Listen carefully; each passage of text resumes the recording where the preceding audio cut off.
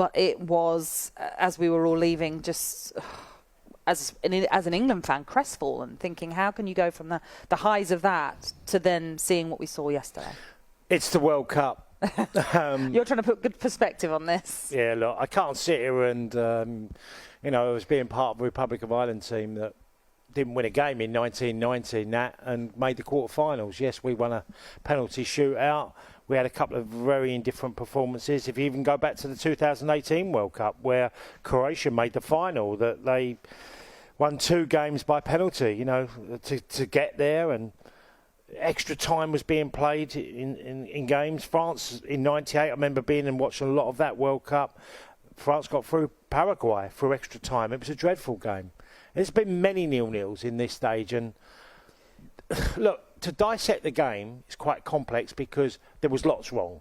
And I think that was ultimately the major problem. There isn't one thing you can go, well, that needed to be done, or that he needs to come on, whether it's Phil Foden. I think Callum Wilson's really important in scenarios like last night, is that you can put Callum Wilson up front and you can have Kane drop off him, and then you're more direct. You stretch teams. They couldn't stretch the USA at all. So when you can't stretch teams, there's no space. Why was the 2 central midfielders so poor? Belleman and Rice. We all know they're highly valued players in the world. They're both close to 100+ million. Last night they played like they were free transfers. I'm being a bit flippant here, but why were they so poor? Well, there has a lot of people were saying they looked flat, they looked tired. Could that have been a factor in all of this? I didn't like the start of the game because we were sitting next to each other and we were chatting, and it was like Maguire, Stones, Maguire, Trippier, come back to... the way they started the football match is a very slow pace. Now, also, in the mindset of a player, don't get beat. Like Gareth is going to allude to, that we're top of the group. That's how he's saying. This is his words. We're top of the group. We're in pole position. We can get... See, it's all going to be forgotten. England are not in the position of Germany, who are playing this weekend, and Argentina, who have got their tournament life on the line. England are not in that position, apart from an absolute disaster in the last game, which won't happen. England are going to get through to the knockout stages. It wasn't pretty, and there were people like Adrian Durham just said on that. People are going to say, can England really win the World Cup? Well, if you go back in all the World Cups, there's been loads of teams now who, can they win it? And they've ended up winning it. Well, you're right. In terms of if England were to bow out because of a Wales defeat, Wales would have to score 4+ goals to finish above England. And the way that Wales have started this World Cup, you can't necessarily see them doing that. That being said, we'll talk more about Wales a little bit later on because we're still talking about England because we were there. It felt like some of the changes as well that Gareth Southgate made were more reactive rather than proactive, in the sense that you're saying there, like Callum Wilson's, bring him on, bring a bit more pace into that team, because England were very slow, very lethargic in how they what was the word?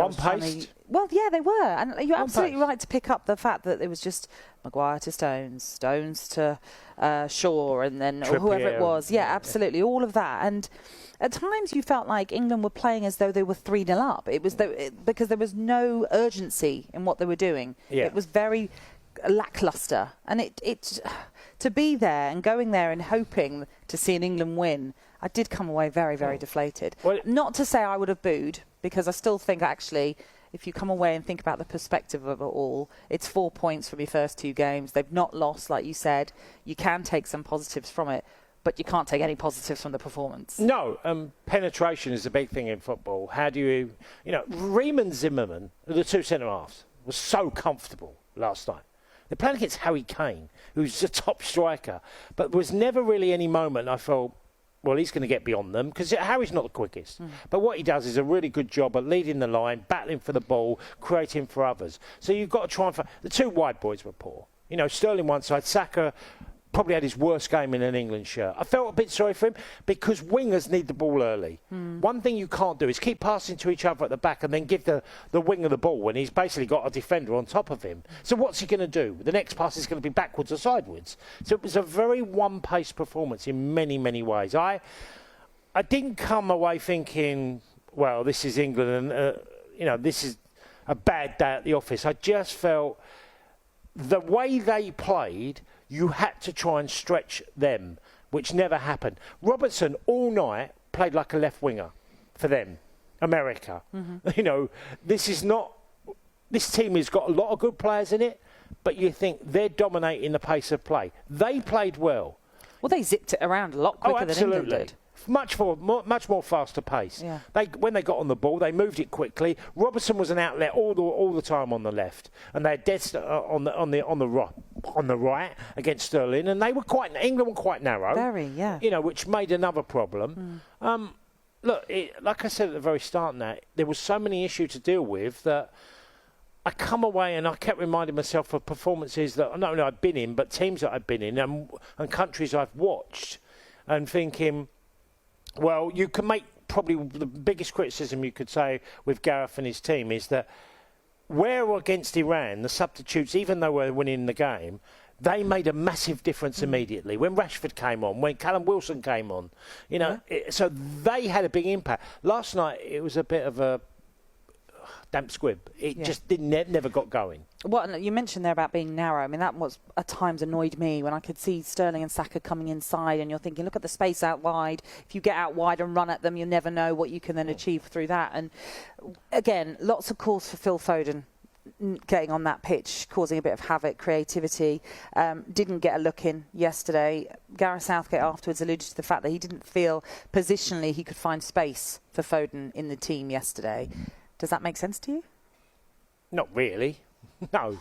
I'd be lying if I said, I get that. I don't, because Phil Foden is a player who can play a number of positions. You could play him, I said Callum Wilson. You could easily say, get him around Kane. Mason Mount was tenacious last night. Never really had the quality, but he could certainly play in that position. Left or right is an option, and he will go either way. He will come inside and he will go around the outside of a fullback.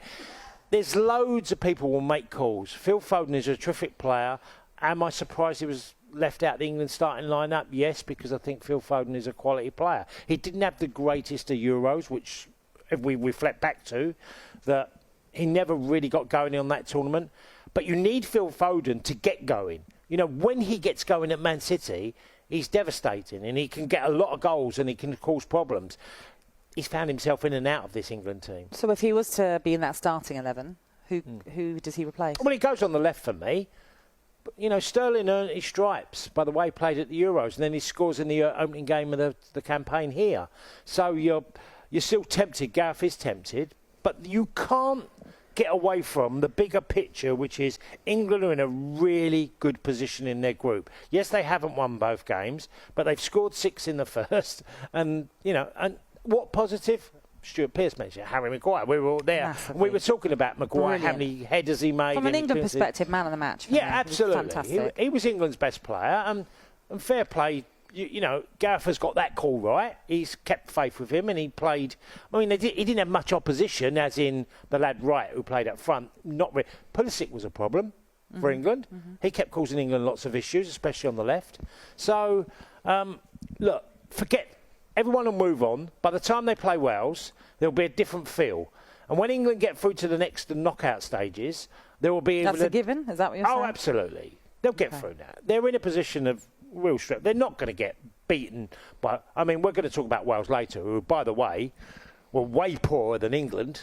Okay, they haven't got as much quality, but they were way poorer than England.